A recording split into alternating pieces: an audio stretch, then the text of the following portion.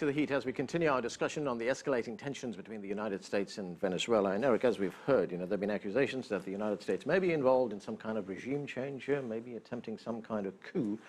I want you to take a listen to what Michael Fitzpatrick, he's the interim U.S. representative at the Organization of American States, and this is what he said. Let's watch this.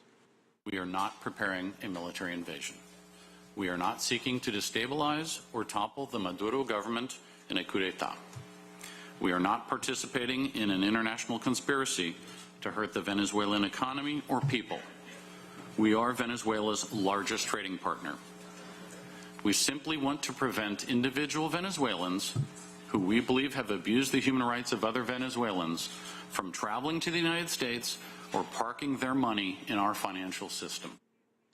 That's what Michael Fitzpatrick says. Eric, why single out Venezuela? I mean, if the United States wanted to go after people for corruption around the world, I mean, there'd be a rogues gallery that they could go after. Well, there's certainly a lot of examples worldwide of people who are engaged in corrupt activities, but Venezuela is presenting a real challenge to the inter-American system right now from the perspective of the abuse of its own citizens.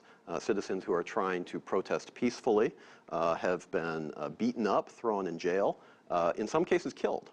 Opposition leaders, democratically elected mayor of Caracas, for example, and congressional leaders have been either thrown in jail, just arbitrarily, taken off and put in jail, or taken their immunities away and kicked out of Congress, just arbitrarily. No recall procedure, no process, nothing. And this happens time after time after time. So internally, Venezuela is going through a real assault on democratic institutions and democratic processes. And I think what the spokesman just said in terms of the U.S. actions and the rationale behind them is precisely right. I mean, look, the United States buys more oil from Venezuela than anybody else. So to suggest that the United States is engaged in economic warfare against Venezuela just is laughable.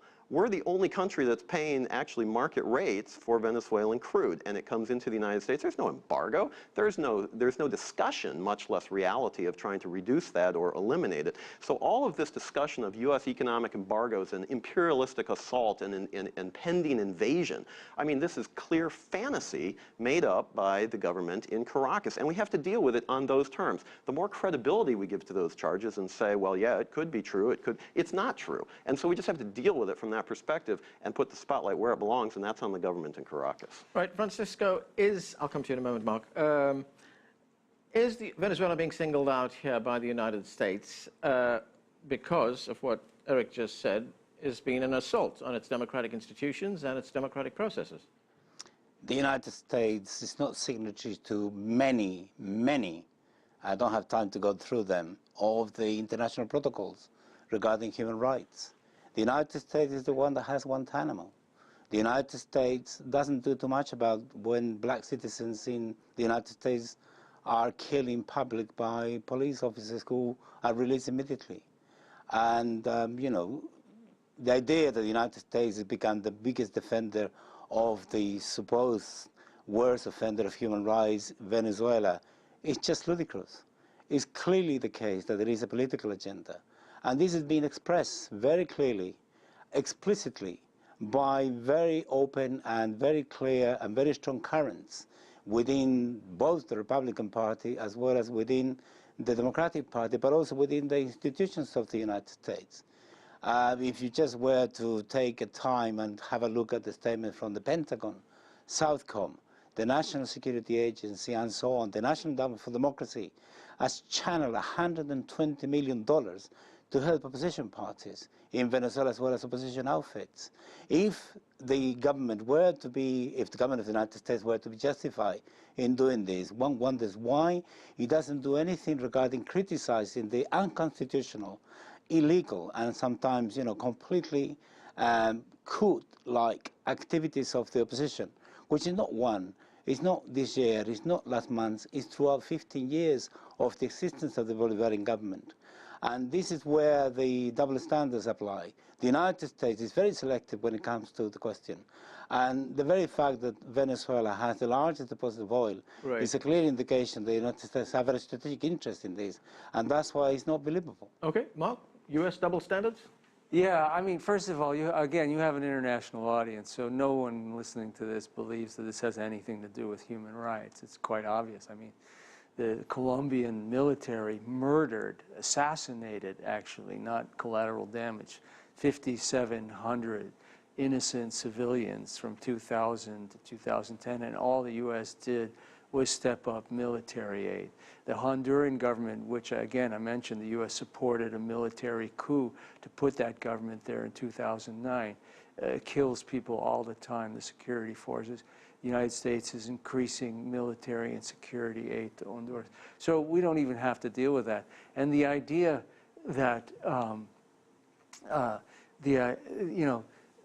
the idea that because we're buying their oil, we couldn't really be trying to destabilize. You know, when the U.S. had a stated policy under the Clinton administration of regime change in Iraq and a no-fly zone over the country and was trying to topple the government, that government was the second largest supplier of oil from the Middle East to the United States. So that's nonsense, too. What they're really, I mean, they tried to overthrow this government in 2002. You have State Department documents saying that the United States provided institution building, training, and other support to individuals and organizations involved in the brief ouster of Hugo Chavez.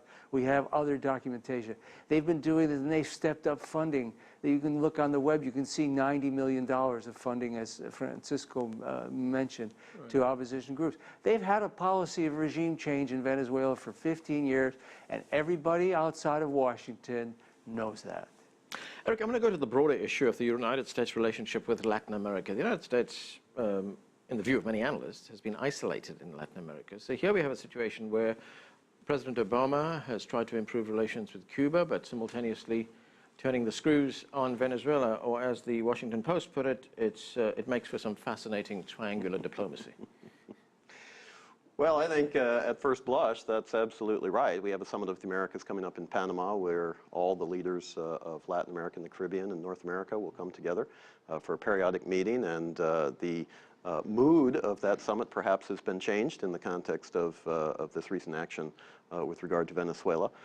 So it is changing some of the dynamics about that. But again, the focus here is really not sanctions against 7 individuals who have credibly been alleged to be involved in human rights violations. And so what I find fascinating about this conversation, but many others as well, is as soon as we talk about specifics in Venezuela and the reality of where the revolution is going and the state of the people of Venezuela, the people who put President Maduro into power, who have now been suffering under his regime, right, all we get from other observers is talk about Honduras and Colombia and Iraq.